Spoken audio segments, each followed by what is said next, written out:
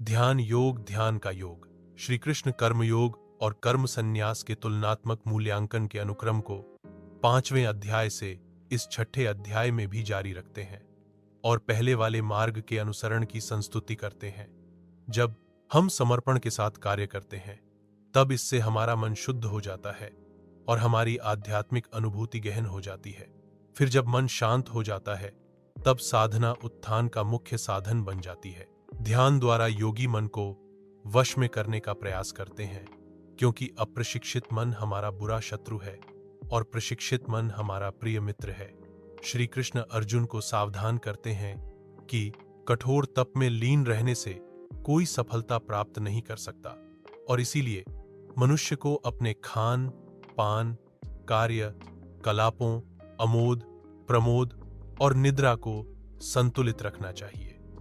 आगे फिर वे मन को भगवान में एकीकृत करने के लिए साधना का वर्णन करते हैं। जिस प्रकार से वायु रहित स्थान पर रखे दीपक की ज्वाला में झिलमिलाहट नहीं होती, ठीक उसी प्रकार साधक को मन साधना में स्थिर रखना चाहिए। वास्तव में मन को वश में करना कठिन है, लेकिन अभ्यास और विरक्ति द्वारा इसे नियंत्रित किया जा सकता है। इसलिए मन जहां कहीं भी भटकने लगे तब हमें वहां से इसे वापस लाकर निरंतर भगवान में केंद्रित करना चाहिए। जब मन शुद्ध हो जाता है तब यह अलौकिकता में स्थिर हो जाता है। आनंद की इस अवस्था को समाधि कहते हैं, जिसमें मनुष्य असीम दिव्य आनंद प्राप्त करता है।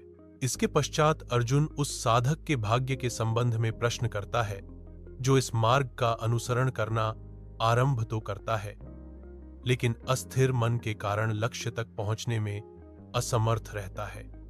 श्री कृष्ण उसे पुनः आश्वस्त करते हैं कि जो भगवत प्राप्ति के लिए प्रयास करता है, बुराई कभी उस पर हावी नहीं हो सकती।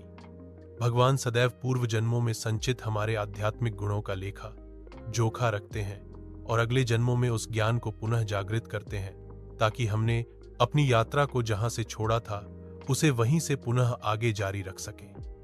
अनेक पूर्व जन्मों से अर्जित पुण्यों और गुणों के साथ योगी अपने वर्तमान जीवन में भगवान तक पहुंचने में समर्थ हो सकता है।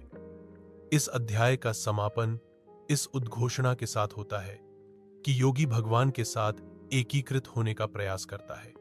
इसीलिए वह तपस्वी, ज्ञानी और कर्मकांडों का पालन करने वाले कर्मी से श्रेष्ठ होता है।